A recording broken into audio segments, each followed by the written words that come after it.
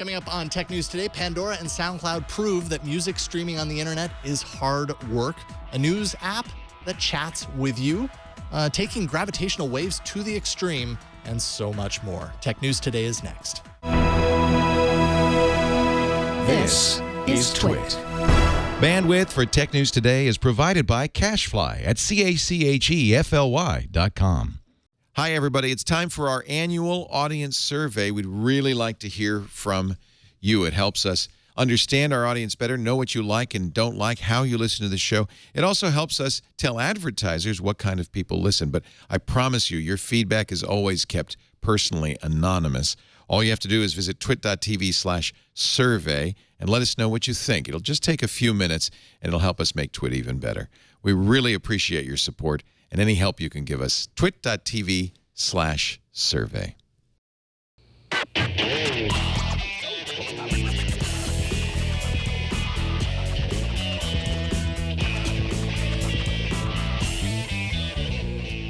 This is Tech News Today, episode 1448, recorded Thursday, February 11th, 2016.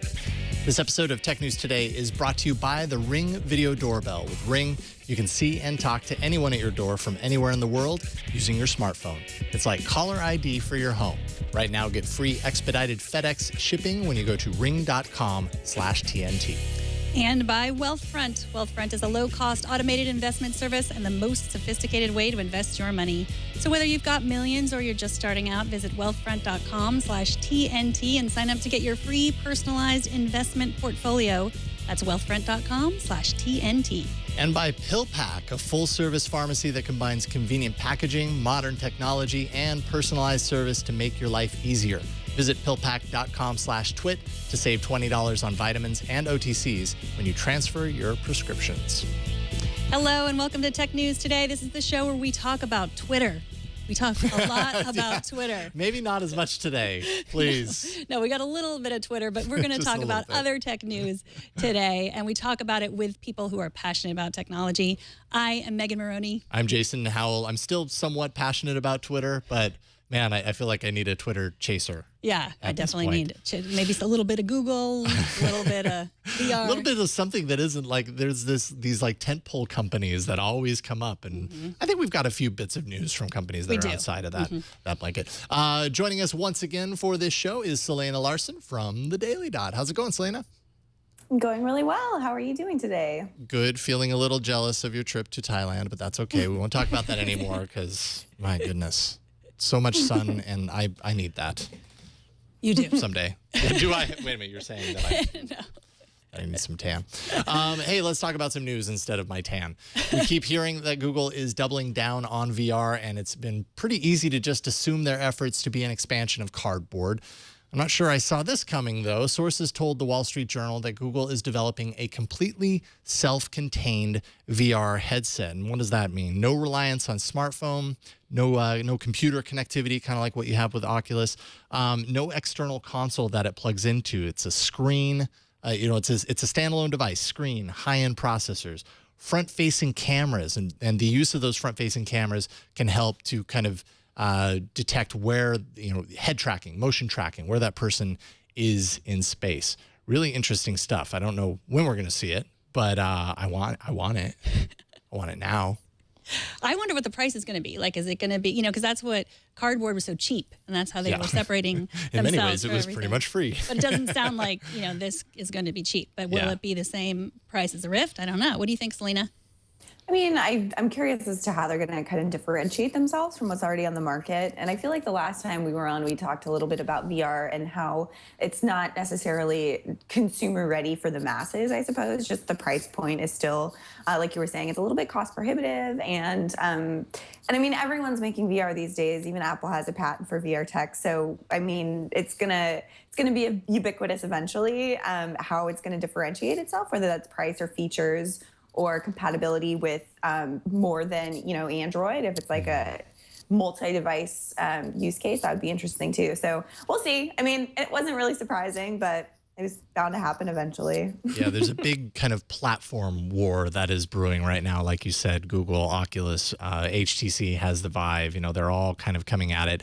And we've also heard that in this regard, VR is potentially being kind of baked into the Android experience and into the OS actually on a system level. And so we don't actually know exactly what that means long term, but from a platform perspective, that's pretty powerful to have all those devices that are VR capable right out of the box. Google also does have plans, according to these sources, of releasing a souped-up cardboard viewer, so the lower-cost viewer that would also, in this regard, be made of plastic instead of the sweat-attracting, smudging cardboard that you have now.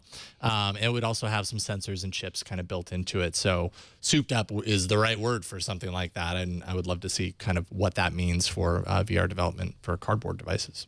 Yeah, and when you were on last, we talked about the exoskeleton, the suit that you wore, Selena, and we talked a lot about VR and the capabilities of just expanding empathy, feeling, and that seems like right up Google's alley. Like that just seems like something that they would take on head on, as opposed to these other companies that are really talking about VR in a larger sense, but really it's about the gaming for the Rift and for the Vive. So it will be interesting.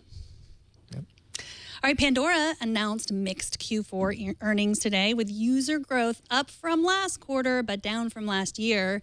Plus, apparently paying royalties is expensive, and they might not have enough cash laying around to cover all its expenses. So now they might be up for sale, but I'm wondering mostly who would buy them at this point. This is sad. I would buy them if I had enough money. I'm still a Pandora subscriber, and I love it.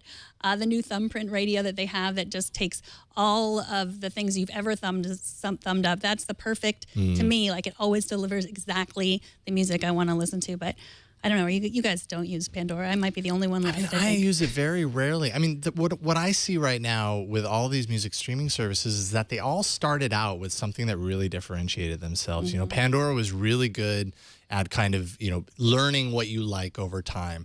And then, other music services come out, like, we're going to talk about SoundCloud in a second. That's a different type of music service. And Play Music has a Songza integration, so they're all kind of turning into the same thing right now. And aside from that, none of them are really, like, they don't have good deals. Like, labels and right holders really kind of pull all the strings here. So it's just, it's a very interesting kind of economy, I guess, in the world of online music, and it doesn't seem like any of them are doing incredibly well. Spotify maybe, but I don't know. Yeah. It's just so homogenous. Yeah, I'm not much of a Pandora user. I used to use it pretty regularly, but now I'm 100% on Spotify. But Pandora was doing some kind of interesting things in terms of working with musicians and kind of like data and analytics and stuff around musicians. And I know that was something that they were thinking about. But you mentioned who would buy them. I think it would be kind of interesting. We might see perhaps a carrier like a Verizon or something, like scoop up one of these streaming services and sort of bake it into to these plans, and then make it paid for non-subscribers. But right now, Pandora has considerably fewer paid subscribers than Spotify, and with Apple Music having, 10 million, I think was the latest numbers, they inevitably have more than the 3.9 paid Pandora subscribers. So while it's still the biggest, and it still has, all of these acquisitions that it's made, there was Ticketfly and RDO, and then the Next Big Sound, which was the data analytics for musicians. It's still kind of, it's an interesting time to be selling, but I wonder if any of these, like a Verizon or a T-Mobile, would be like, streaming service. I could kind of see that. I could totally see that. Speaking of Apple Music, by the way, I got a little notification that I forgot to cancel. So I got the $9.99 charge, the sucker charge on my credit card. Yes, for the Android version of it, because they didn't have the 3-month trial. So it's my fault, but Apple just made another $10 for me. That's their plan. Unintentionally. I know, right? At least they've got that. If they can't make music in other ways, all these music services, if they can't, at least they have the unintended renewal as one way to make money. SoundCloud has made some strides lately. Recently, they closed a deal with Universal Music Group. But that fast growth in 2014 kind of came at a cost. The earnings report signaled that the digital streaming music service doesn't have enough revenue to cover what it's spending. So along the same lines of what we're talking about with Pandora, here their revenue is $19.7 million. Expenses doubled that, around 41.8. A large part of that, again, it kind of goes back to these these licensing deals and just the fact that it does not pay to be in the music streaming business. And SoundCloud differentiates itself essentially by being kind of like YouTube for music. You know, it has a big creator base, uploading, you know, their own independently produced music. And there's a lot of creators that actually, you know, do well just off of SoundCloud exposure alone.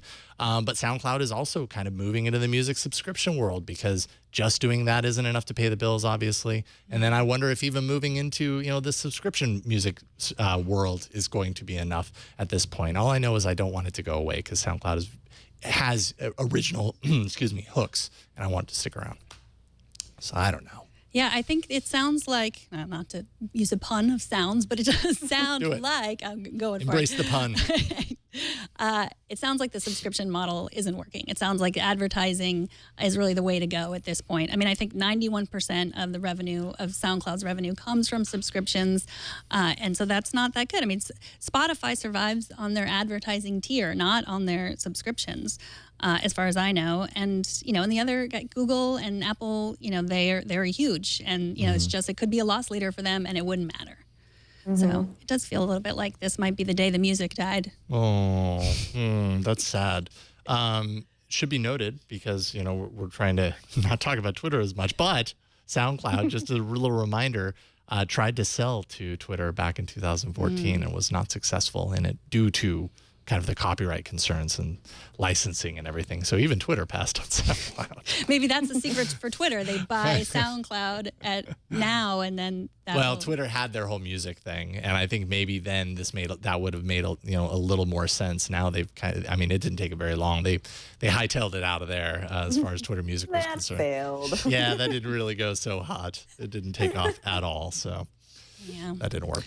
Well, research from security firm Symantec says there's a black market for Netflix passwords, and your password might be on that market after the logins and passwords are phished from users. Sites sell them from anywhere from 25 cents to $20 for a month, or lifetime access for $30.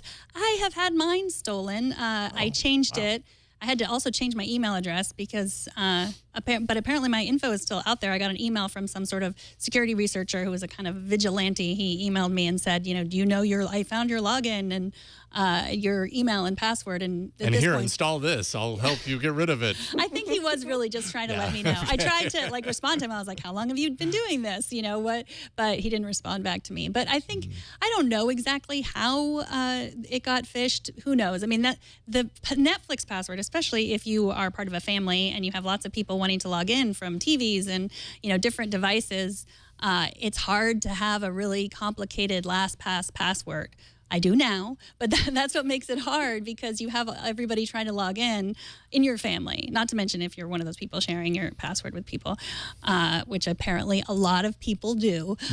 But yeah, it's so, you know, be careful with your passwords. And if you're not sharing, though, like a good little trick to see if that's actually happened is to like go on your Netflix, and if you have, recently watched weird things. You're right.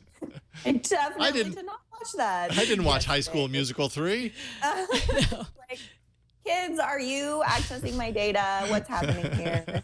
But yeah, no, there's that Have I Been Pwned site. I feel like that one is a good place to check, just like periodically, just to go in there and see, is my information, does it exist somewhere, or am I good? I guess, I mean, you know, as is the case with a lot of sites, it's probably very easy to put up a fake site that looks just like Netflix and has the same kind of prompts and all that kind of stuff, and whammo, they're in. I just didn't know this was, like, particularly with Netflix, a widespread thing. I just hadn't heard about this before now. Well, I think it's people they just want to watch Netflix. And they think, I'm not hurting anyone. I just, found this password. I'm just going to watch, whatever. But for me, it was Dexter. That's what they watched. So did you see Dexter in your list? Dexter, and you're like, wait a minute, who's watching Dexter? I went to my children and asked, and they said no. And, I believe. Well, of course they're going to say no, Megan. I don't think they're watching this really creepy television show. Right. They also changed the language too. It was like in Swedish or something. They changed it. So I mean, I don't know. My kids might be at this point. They might know. Yeah, they might know a different language. But yeah, they've been learning. They've been learning how to speak another language, and they didn't let you know. That's what they choose to do. Watch Dexter. Yes, they've been learning it so that they could watch Dexter in Swedish. And finally, Facebook Messenger for Android is about to get integrated SMS support again. So the app had SMS support a few years back. It was pulled in 2013. Facebook said at the time it just didn't take off. But this time around, it's kind of a small group of Android users that are testing it out, taking part in kind of, I guess, the beta test of this. It allows for Messenger to be used as a SMS app entirely. So if you don't want to, and Hangouts, by the way, on Android, tried this, and but all intents and purposes has failed in being the true kind of unified thing. I know iMessage on iOS is actually really good at this, about combining kind of chat and SMS into one app. I don't use it for that. I don't know. Really? Do you, Selena? Yeah, SMS and chat, not Facebook Messenger. No. Chat. SMS and chat. Yes, of course. Yes. Its own chat platform. Yeah, no, it's amazing. I actually, in fact, before Apple rolled out the support for receiving Android or messages from Android on your laptop, I never texted my friends during the day because I'd never really looked at my phone. I'm on my computer all day, and then at 5 p.m. I'd see all my Android friends had texted me, and I ignored them accidentally. So ever since Apple rolled out support for to receive text on Messenger, I was like, oh, this is perfect. Like now I don't accidentally ignore my friends. Mm-hmm. Yeah, but it would be nice if Facebook Messenger, that's what I thought you were talking about first, if they also combined that.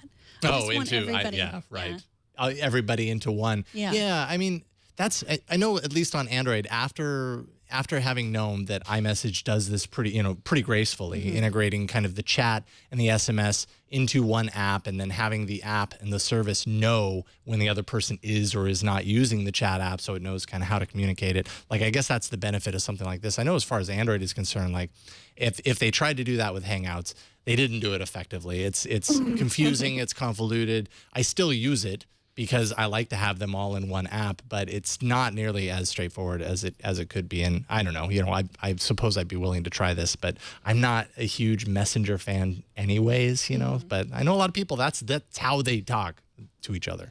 That's how they communicate. So yeah, I just find the best communication tool for whoever I'm communicating with. Like, and I have so many, it's like my mom is iMessage, everybody's on a different thing. Leo, it's Facebook Messenger, and and yeah, I would never try to text with you because you're on Android and you can't see all the emoji. I can see some of them. You should try. I want to see if I see these emoji. All right. Up next, Quartz has a new iOS app that is delivering the news in a chatty sort of way. But first, let's take a minute to thank the sponsor of this episode, and that's the Ring Video Doorbell. We're all familiar with the sound of a doorbell. It means a package is being delivered or friends are coming over for dinner, but it's also the sound of someone planning to rob you. Over 95% of home break-ins happen during the day, when burglars are almost, always going to start off by ringing your doorbell to see if someone's home before they go in and take a look at all the things they want to take.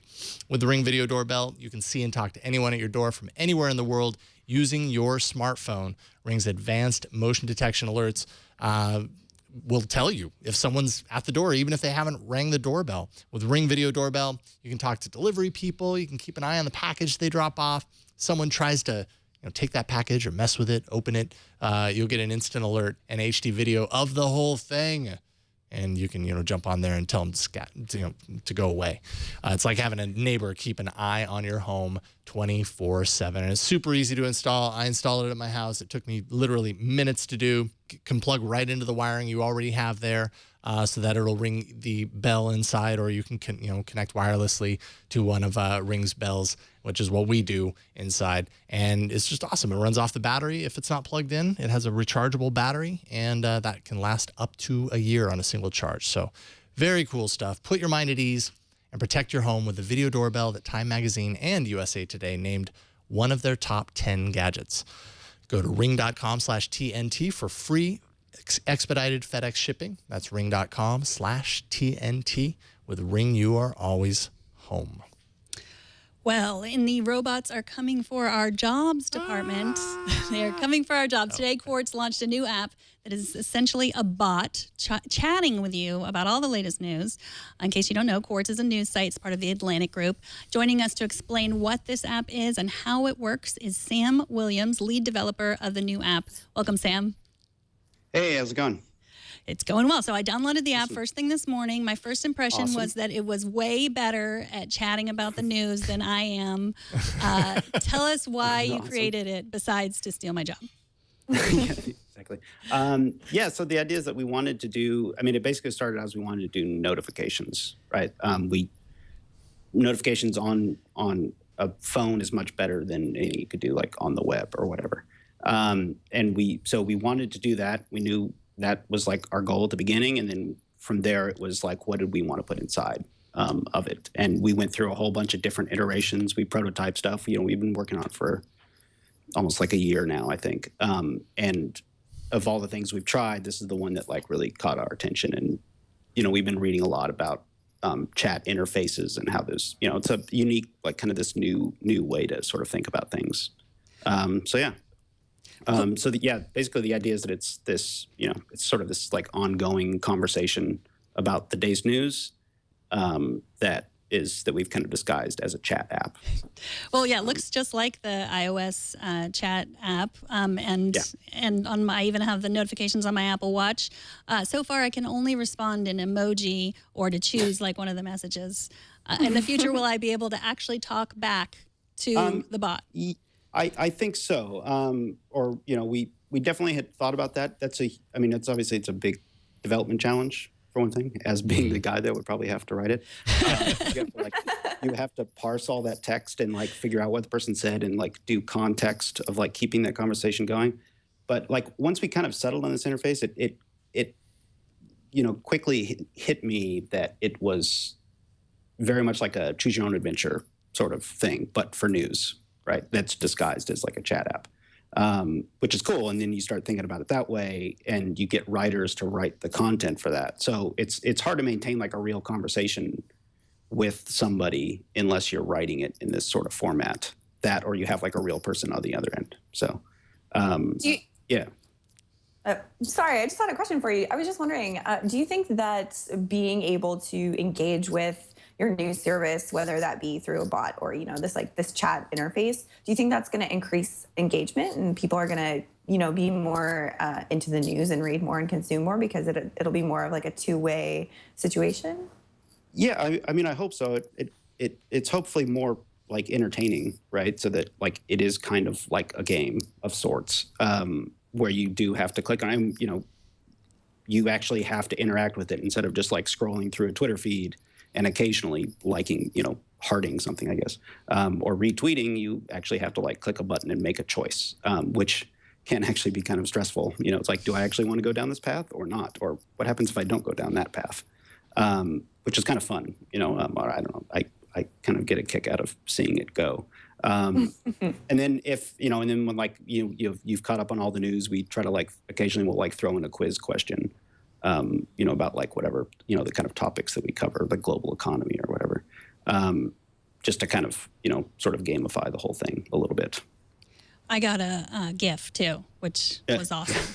We're very much, we very much jumped on the GIF bandwagon. Honestly, I've get kind of annoyed, like somebody put Giphy in the, in our Slack chat, the Giphy like plugins, and they get very annoying to me, to be perfectly honest, from time to time. And when we started doing it, Adam Pasek is leading the team of writers that's writing all of this content and creating it. He was really using those, and it really, like, he just nailed it. And I really kind of love his choice of doing that. I did not envision that at all as we were creating it, but he's really nailed it. It's been awesome. So the way that the app is designed now, mind you, I'm on Android, so I don't have a version of this. So I guess my first question should be, Android coming soon? That is a very good question. We really do want to make an Android app. We had to make a choice of some native system, and this is where the majority of our readers are. But we definitely want to. It's just a matter of we want to nail this and get this right, and figure out, get a lot of good feedback and stuff, and see how it works, and then we're gonna jump on into it. I'm not sure if I will have to do it or what the plan is. But. Lucky you. When I look at the interface, just based on what I've read and what I've looked at, is it safe to say that the app is more for? I mean, is it directed at kind of just like the casual news reader? Because some people like. having a newsreader that speaks to you. Everybody has a different type of newsreader, different type of way of getting their news and feeling like they're as informed as they want to be. This strikes me as being somewhat on the casual side of that, but does it appeal to the other side based on your testing? Like people that are more into, like people that have to follow these things and aren't just doing it kind of out of interest. Right. Yeah. Absolutely. Yeah. I mean, so it's written by the same people that work on the Daily Brief, which is our email newsletter, which is we send out daily, and has been doing really well. So I mean, it's the same people that are writing that are writing the interface or writing the text for this, and the idea is that it's it's kind of a version of that, but in app form in this. So it's kind of going after that same audience with I don't know, it's kind of basically covering some of the same subjects. It's just in a different format. Sure. So the audience that we're going after for that is the same. So it is maybe it might be a little bit more casual than somebody that's completely obsessed with checking it all the time. It is, and I can see that people do get frustrated that there's the dots that appear, that it's somebody fake typing to you. But we very intentionally, we knew that was a thing, but we very intentionally did that because it makes it feel right. It actually feels kind of weird to not have those. And we wanted to be kind of this, somewhat like a slower interface where you really have to I have to read those things that come up and actually pay attention and make a choice between what I'm about to do. Interesting. Which I kind of like. It helps me remember it better. So. Well, Sam, thank you so much for joining us. Sam is an app developer at Quartz, and you do a little bit of writing as well, don't you? I've written a couple of small things. I don't write very often, but I totally admire everybody here that can. You do a different type of writing. Yeah, I write in many languages. There we go. Well, thanks so much for taking the time to talk to us. You. Absolutely. Thanks for having me. Have a great night. Yeah, you too. All right, we got an email regarding algorithms that curate feeds, because that's been a theme topic of discussion the last few weeks, saying, I hate the feed curation. I look at a post just now. Next is yesterday. Next is 11:12 p.m. Next is 15 minutes ago. This keeps me looking for much longer, and I assume Facebook wants me looking for hours. They do, by the way, because posts I've read are mixed with those I've never seen. That's Don who wrote in the email. And this kind of summarizes kind of my feelings on this kind of algorithmic approach. And I don't know if it's because I've been conditioned with Twitter to see things in order, and maybe it's just, change is hard or something. But that's kind of how I feel. I feel like it kind of breaks up the experience, and I want some sort of order. And when it's algorithmic, I mean, I feel the same way about apps on my phone that try and restructure the home screen based on the apps you use all the time. Give me structure so I know exactly what I'm looking at and where I need to go for those things. And sometimes the algorithmic approach just doesn't give me that sense of stability, I guess. I feel like you can kind of have a happy medium, though. Yeah. I mean, because Facebook is pretty extreme in how it shows you things that you've seen over and over again. I've just gotten to the point I'm just why do I check my newsfeed? But then at the same time, sometimes the while you are away thing on Twitter I find actually pretty helpful. Yeah, I found it helpful too. Just the while you were away. I don't want it all reorganized, but just a few more important tweets. But yeah, I mean, I feel like I'm seeing more and more things in Facebook that I've already seen, and they can only I would agree with that. Yeah, and they can only be doing that so that we scroll more, and it's super frustrating. But I am not going to leave Facebook because of it, and I'm sure they know that. They do. All right. Well, coming up, Selena will talk Twitter harassment, Teslas, and Fitbit pregnancy tests. We're also going to get to some gravity stories from my favorite physics professor. But first, let's take a minute to thank Wealthfront, the sponsor of this episode. You invest for the long term for you or your family's financial health, but trying to do it yourself, especially the right way, is complex and time-consuming.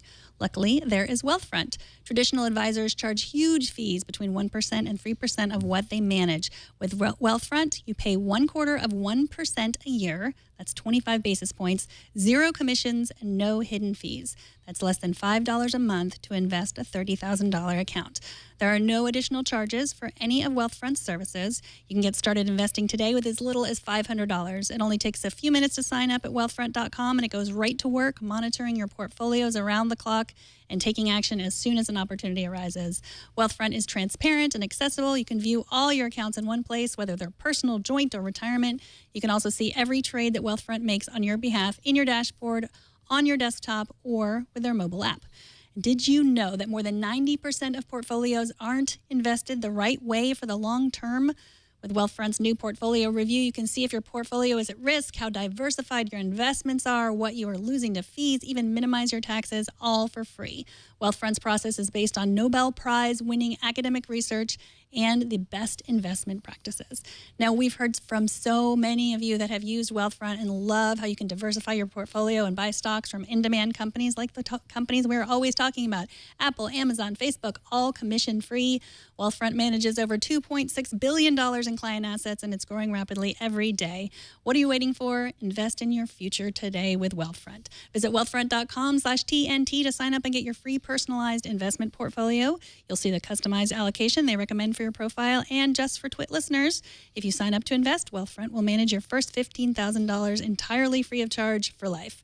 Join the many Twit fans who have seen huge success with Wealthfront and claim your offer today at wealthfront.com/TNT. All right, so Selena Larson is awesome and writes many awesome things. That's why this segment is all about her stories. First of all, earlier this week, we talked about Twitter's new safety council on the show to kind of help them walk the fine line between harassment and free speech. You wrote about this, of course, a few days ago, and since Twitter is such a hot topic right now, what are your thoughts on this? What do you think? I apologize that I'm breaking your Twitter detox. Dun, dun, dun. It's okay. You are worth it. I felt the same way yesterday after earnings. I was just like, can I take a break? I know, right? Yeah, so, I mean, it's pretty interesting. The same day that the news broke that this new coalition was formed, a woman that I follow on Twitter actually tweeted, I've had to block 700,000 accounts, and I'm making my Twitter private. So the way that she, you can have block lists, like shared block lists in the block bot, and you can set up scripts to auto block people who are associated with harassers or who harass you. So what ultimately ended up happening was she was getting so much harassment on Twitter that she was auto blocking all of these accounts, and she checked the list and she's like, this is way too many. I don't know why I'm dealing with this. I don't know, why this keeps happening. So I'm just going private. So I reached out to her to chat with her a little bit about that. And then I saw the news that Twitter was launching this new coalition and wanted to kind of write about that because it's a huge issue. And safety is one of the 5 major categories that Jack Dorsey said that Twitter is going to be focusing on in the upcoming quarter and throughout the year. So clearly the company is taking this pretty seriously. However, there wasn't a whole lot of information about what this organization or group is going to actually do. So I'm curious to see if they can actually make the reporting and harassment management a little bit better and improve it, or hopefully, fingers crossed, a lot better. Because it is what ultimately ends up happening is you push people off the service who feel like they are getting bombarded with harassment, bombarded with this behavior, and it's unavoidable, and they leave or go private or, stop talking. Yeah, no, that's a big issue. It was middle of last month actually. Will Wheaton's wife, Ann Wheaton, posted a very interesting article or a post to her site, annwheaton.com, called The Long Goodbye. And it's basically kind of exactly what you're talking about, Selena, where, she had discovered this new thing, through Will called Twitter, and it was magical and it was enlightening. And then at a certain point, it got so rife with this kind of other element, with this side of her life that was all about kind of, dealing with the nasty stuff that you see on Twitter and blocking people and all this kind of stuff that suddenly, for all the great things that were happening in her life, there was this constant every single day, this management of this kind of darker side of Twitter. And ultimately, I mean, what did she do? She posted the post and ended up closing down her Twitter. And she's like, my life is more important than this. And, the good things about Twitter don't outweigh this stuff, and it's just not worth it anymore. And yeah, I mean, and I understand that sentiment. Like there have been times where I feel that way too, just based on what I see from a third party perspective, you know, and I don't know. That's a challenge for a service like Twitter. They need their users to stick. And in fact, they need their users to grow, you know, and that's just not happening as a result of stuff like this. And it is interesting. Yeah. I mean, the people you often see leaving are, you know, like the wife or, you know, the partner. Usually it's a woman. I mean, let's just be honest, like most of the abusive tweets end up being aimed at women, unfortunately. But it's usually someone, you know, the daughter of Robin Williams, or, you know, just someone who's tangentially associated with someone who's famous, and then they can leave because they don't need it. You know, they don't need it to promote themselves. Right. It's not part, so that's why they leave. But it's unfortunate. I mean, nobody needs it. We don't, you know, any of us could give up on Twitter and it would be okay. Our careers would still limp along, but we shouldn't have to. But in the digital age, it's actually it can be an important tool to be accessible and reachable.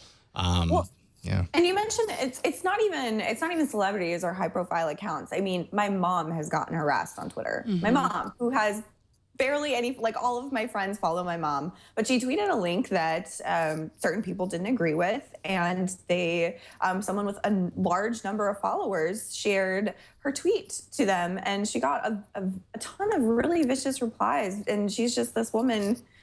She's my mom. Like, she's a single mom in Arizona. Like, what is she, you know, why is she having all these haters? I understand me, you know, as a verified Twitter user, and as a journalist, that's part of my Twitter experience. I understand this, but she was completely taken aback, and she texted me like, what's happening? What is going on right now? And so it's once it gets to that point where it's not even just, you know, like, yeah, it's super sex for high profile users, but even just casual users of the platform who either A, don't know how to use it very well, or are new, or don't use it that often. I mean, just one instance of getting harassed is enough to push them away. Absolutely. Yeah. And it's, you know, it's like when you just get like nasty comments or something, sometimes I'm like tempted to just like retweet it and just be like, yeah, I'm okay with this. Like people making fun of me. And then people will respond like, don't feed the trolls or just ignore them, which is hard to take sometimes too, because I have a voice. Like I can, you know, that, I mean, I totally get when people respond to me that way, like just ignore them. But I sometimes find that difficult too. It's just like, well, you're not me. And sometimes I like to talk about things too, and not because there's a human on the other side of it. And I think a lot of times that's lost on the internet. You know, Right, the fact that there is a human that reads that, and that gets to the core. Well, thanks for writing about that. Let's move on to Tesla. They will now let you summon your car from inside your house with your iPhone, but Consumer Reports says this might not be as safe as it could be. Tell us about this story that you wrote about. Yeah, so the summon feature was rolled out earlier this year, and it was, I mean, obviously you can use, it was meant that you could use your key fob or your iPhone app to have your car drive super duper slowly by itself to either park or come out of the garage and meet up with you. It was very slow. You have to be within a very small radius. So it was more of just like assistive driving than really autonomous driving. But Consumer Reports found that when you either dropped your keys, so if you dropped the key fob and your hand got off the button, or if you, pushed the key fob accidentally the wrong way, or if you closed out of the app while after you had commanded the car to drive, it would just keep driving. So this was an issue that Consumer Reports noted, because I mean, if you drop your keys or you accidentally close your phone and your car is driving, there's no way for you to control that until you open up the app again or pick up your keys. So it was a little bit problematic. The other thing that they noticed was the Tesla did not stop for a bicycle or a duffel bag, and both of these are very small items. And it is a beta test. The Summon technology is a beta test, and Tesla does acknowledge that bikes might not be as visible, or we might not stop for bikes. So there was already that warning, but you can see where, a small child or a dog or something else that you don't want your car driving 1 mile an hour to run over would be there. So that was another issue. But according to Consumer Reports, they contacted Tesla, and the engineers are pushing a fix that is actually going to nix the key fob. They're not going to be using that anymore, and it's going to be entirely app-based. And so instead of closing it out and keep on driving, you're gonna have to press and hold to make your car go or stop. So this in and of itself is a relatively small safety issue. I mean, people, it's very small. It's 1 mile an hour. You have to be in a small radius. But Elon Musk said, we're going to be commanding our cars to drive autonomously across country in the next few years. So you can imagine that closing the app or dropping your keys or doing something when your car is going much faster than 1 mile an hour could be pretty damaging. So it's just one of these ways that we're kind of progressing with self-driving vehicle development that will eventually improve in the future. Well, yeah, kudos to Consumer Reports. Like, I totally support them. I am a subscriber because I want all of these things figured out. I really am excited about the autonomous car. I've said it many times.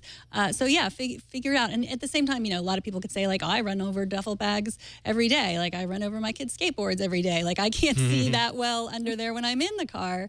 But yeah, get all these things figured out before, because it's good when nothing horrible happens, and then you can figure it out and fix it and move on. I think that there's going to be a lot of like cultural change that has to happen before that we all, everyone thinks that autonomous cars are a good idea, but have all the safety figured out and then I'm ready.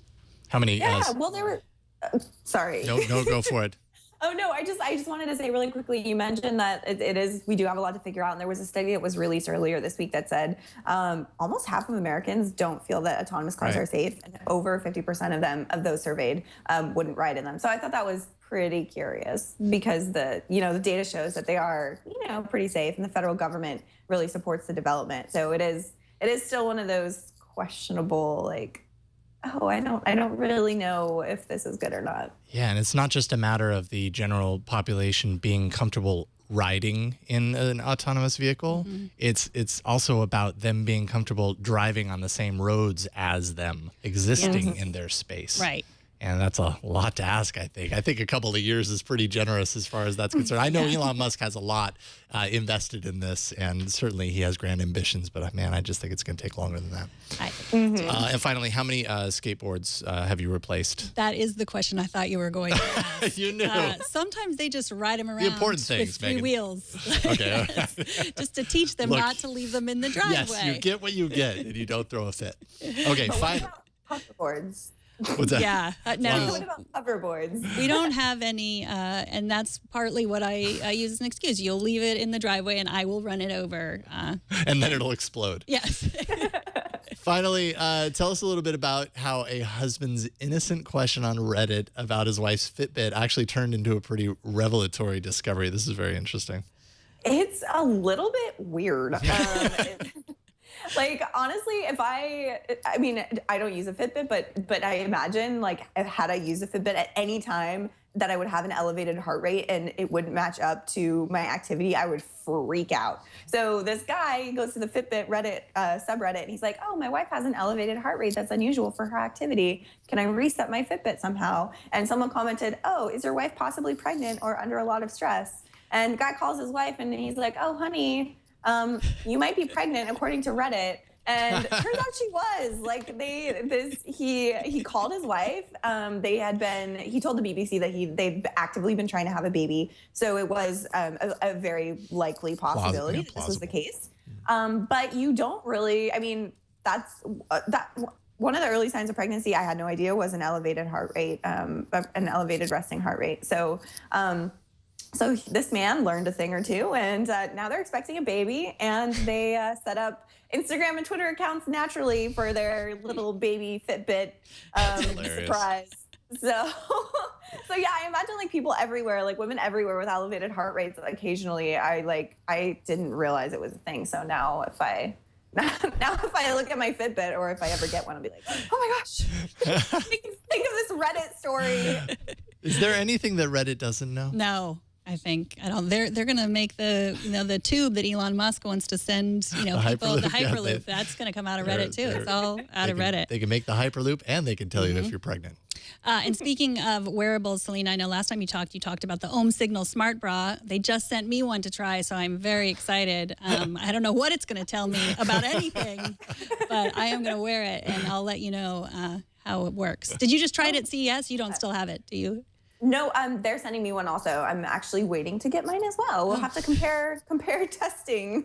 Yes, and notes about that email that you together, Megan. Right, and the email that you have to send to the PR person, which is the weirdest email ever, where you have to measure yourself and send an email. It's very strange. So totally awkward. Yeah, but you know what? We can make friends. We can go. We can have exercise, and look at our our elevated heart rates. I'm really happy I'm not receiving one of those. All right. Well, today's TNT fan of the day is Trenton Moody, who listens to TNT while he watches it snow. Trenton also wrote in to ask about what we know about the LG G5. And what we know are all rumors, or Jason Howell is not allowed to say what he knows. He's not talking. I don't know. I just think it's early. We don't know anything. We just hear a lot of people talking about it. And of course, it's going to have excellent, Snapdragon 820 specs and 4 gigs of RAM and all this kind of stuff. But they all kind of are because they're flagships. And we're going to know for sure here in a couple of weeks at Mobile World Congress. So. Right. So, and Padre is going to be going to Mobile World Congress and have a report for us every day. So show us how you watch or listen to TNT. Just record a video or take a picture of yourself or your setup. Post it on Instagram, Google+, Twitter, Facebook. Use the hashtag HowIWatchTNT, and we will find it. All right, up next, a future where we use gravitational waves to fly like Superman or something along those lines. But first, let's take a minute to thank the sponsor of this episode. That is, you know these guys, PillPack. Nothing quite like, okay, first of all, before we get to that, there's nothing quite like the sterile feel of visiting the pharmacy. Everything's all bright, white lab coats, punishing lighting, so quiet you can hear a needle drop, and then you got to kind of wait there while your prescription's filled. Thankfully, you have that smartphone, but really it can only save you for so long. So why do you do this to yourself? You are better than this. Instead, check out PillPack. It was founded by a second-generation pharmacist inspired to use technology and design to fix the pharmacy and deliver a better customer experience. PillPack has one easy-to-read label that includes an image of the medication, directions. You've got your medication on the inside. Just tear off the thing, or in this case, my vitamins. So I'm going to be healthy. Easy-to-tear packets. They're individually labeled, date, time of each dose, so it kind of spells it all out for you. Makes it easy to understand when you need to take your medicine, basically. PillPack uses robots and digital imaging technology along with pharmacist oversight to ensure the accuracy of every pill pack. People are still a very important part of the equation. PillPack's pharmacists are available 24/7 from the privacy of your own home, so no more long lines, awkward conversations, and punishing lighting at the pharmacy. They also proactively call your doctor for you to manage all of your refills so you'll never run out. No extra costs beyond your standard copays. Shipping's always free and is compatible with most major insurance plans, including most forms of Medicare Part D. And when you sign up for PillPack, they make sure that your insurance is compatible before they transfer any of your medications over. So switching is easy. Sign up on their secure site, and they take care of everything for you. Recognized by Time Magazine as a top 25 invention, Jill Duffy gave it a great review in PC Magazine, who named PillPack an Editor's Choice health service. There's also a PillPack medication reminder app for the iPhone and the Apple Watch. PillPack's simple, it's convenient and modern, and you're not going to believe how awesome it is until you try it. So here's what I want you to do. Visit pillpack.com/twit to sign up now. The site is awesome. It only takes 5 minutes to sign up, so you're not going to spend all day there. When you use our link and transfer your prescriptions to PillPack, you're going to get a credit for $20 worth of vitamins and OTCs. That's pillpack.com/TWIT. All right, so science and technology often meet in a very glorious place. And while this bit of news isn't necessarily technology in and of itself, it certainly points to some pretty incredible technological advances somewhere in the distant future. Joining us to talk about the discovery of gravitational waves is Rhett Allain from Wired. Welcome, Rhett. Hi, thank you. It's great to have you Glad here. to be here. So first of all, I want to start off with an audio clip. This is basically the foundation of the discovery that we're going to talk about today. Can you play that?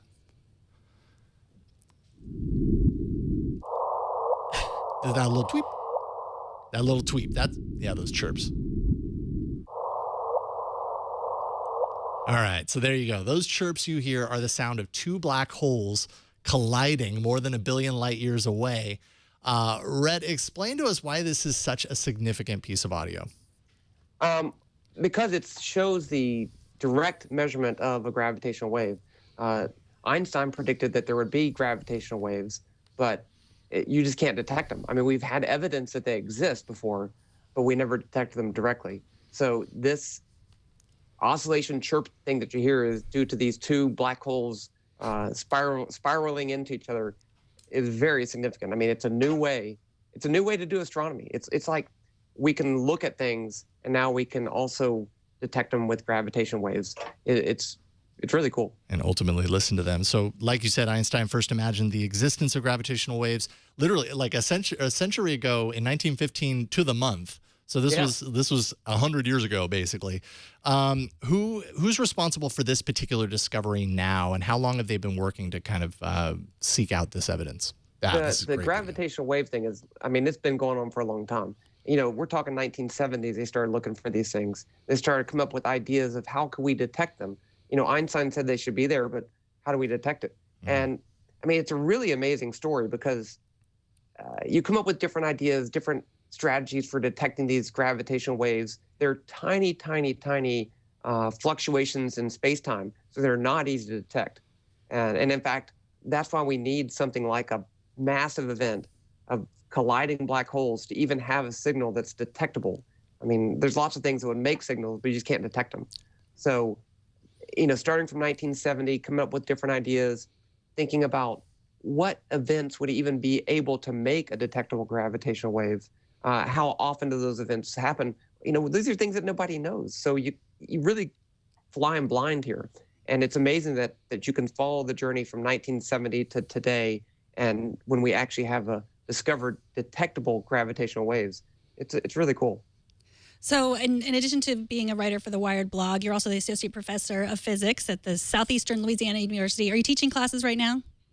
Actually, we're off all week for Mardi Gras. Okay, so what's the most? I love that you take the week off for Mardi Gras. That is fantastic. And then, you know, the biggest news that ever happened. It's I lost my train of thought thinking about Mardi Gras. Okay, one of the observatories is literally 30 minutes from here. That's amazing. So That's what awesome. do you want your students, like, what's the most important thing for like a student right now to take from this information? I mean, they can really see the process of science. How, you know, you have to get funding, long-term funding for these things. You have to have people in experiment. And these people that work on LIGO, I mean, they don't know about astronomy because they work on optics and vacuum chambers and stuff like that. There's so many different pieces that need to be put together. Data signal processing people, and no one knows everything. It's a collaboration of, you know, about 1,000 scientists working together. Really big science projects take a lot of people and a long time. They don't just happen overnight. I mean, go back to Einstein. This is a 100-year project. Yeah, no kidding. So I'm just curious, I'm sure you can't answer this really quickly, but what actually happens when two black holes collide? So when you have an accelerating object, it gives off gravitational waves, which decreases its energy. So you have these two black holes orbiting each other, and they kind of decay in their orbit and give off gravitational waves. At the very end, they go so fast, they're going like half the speed of light, and they crash into each other, and they just become one bigger black hole. But they still lose a lot of mass by giving off energy in the form of gravitational waves. Wow. Okay. Take this to the extreme. What lies ahead based on this discovery that was basically impossible or uncertain prior to this? Or do we even know? Like, are we even capable at this point of kind of knowing what this leads to, let's say 100 years from now? I'd like to point out what you said. You said, let's take two colliding black holes, but let's take it to the extreme. Okay, all right, fair enough. All right. I guess what I'm saying is, like, in the tangible world, right? Like there's all the stuff that's out there, and that's so far out of reach for you know, random person on Earth. What does this mean 100 years from now? Like this kind of discovery for, let's say, people on Earth. No one knows. Yeah. That's what's so great about it. I mean, when people first made the laser, they're like, well, that's really cool, but what are you going to do with it, right? Yeah. And we can't really predict these things, and we don't want to. And also, it's important. That's not why we do science. We don't do science to make cool stuff. You just get cool stuff anyway. Yeah, that's true. But we just want to know how things work and what's going on in the universe. And detecting gravitational waves is a new tool for astronomers. Well, first, it shows that they exist, and it's a new tool for astronomers to explore the universe. Yeah. So what do you got going on your whiteboard behind there? What are you discovering? I was working on I was showing a problem for class. Sometimes I'll work out a problem and then video record it and show it to the students so that they can do it outside of class. So Awesome. that's an electric field due to a charge distribution. No big deal. No. No big. Well, yeah, I love talking to you. I mean, you've come on and you've talked about the physics of Star Wars, of Star Trek, of Angry Birds, the Thor's hammer. It's just like I love how you bring it back to the real world and make the science more real. Well, physics is real world, so it's not hard. That's true. Right. I love it how you bring it to the Marvel comic world so that I can understand it. No, that's not real. Rhett, Allain, such a pleasure getting you on. We'll love to have you back again when we have another awesome sciencey story like this. Thank you so much for joining us. Thanks, anytime. All right, wired.com and at RJ Allain on Twitter. Is that right? RJ Allain, yes. RJ Allain, yeah, sorry. All right, thanks again. Take care. Enjoy Mardi Gras. It's over now. And thank you to Selena Larson. Yeah, I mean, thank you for joining us, you. Selena. I mean, we've talked about some of your stories. What else do you have? What else are you working on? Oh, so I have a few things kind of going on right now. One of them is a follow-up to the conflict mineral story that we were talking about last time. So thanks to whoever on Twit had mentioned Fairphone, and I know, Megan, you mentioned it as well. So I'm following up with Fairphone and pursuing more that kind of, what's going on in the Congo. So that's kind of my big feature, and probably Twitter. Just because I've written nothing else this week besides Twitter news. No, but yeah. So that's great. Yeah, I think that was Bleak in our chat room who always brings up the Fairphone whenever we talk about conflict minerals or tries to keep us honest. And so I will be interested in reading that story. Absolutely. All right, Selena, thanks. You're at the Daily Dot and at Selena Larson on Twitter, and. Are we missing anything? And hopefully get back here. Yeah, totally. And thank you so much for having me, as always. Thank you, Selena. It was our pleasure. And tomorrow's guest is going to be the always awesome Georgia Dow from iMore. Looking forward to that. TNT records live every Monday through Friday, 4 p.m. Pacific, 7 p.m. Eastern, 12 a.m. UTC at twit.tv/live. You can always be part of the show. Just email tnt@twit.tv or 260-TNT show if you want to use your phone. You can also hit us up on Twitter. We are at Tech News Today TV. And subscribe to our show at twit.tv/TNT so you will never miss an episode. And you can subscribe to the Twit newsletter at twit.tv/newsletter. And if you want to tweet at me your tech gripes, your blurry photos, your physics stories, I am at Megan Morrone. And I am at Jason Howell, thanks to our new technical director, Kara Cole, and all the folks around here who help us produce this show every single day. You did great, Kara. Thanks to you for talking tech with us as well. We will see you all tomorrow. Bye-bye.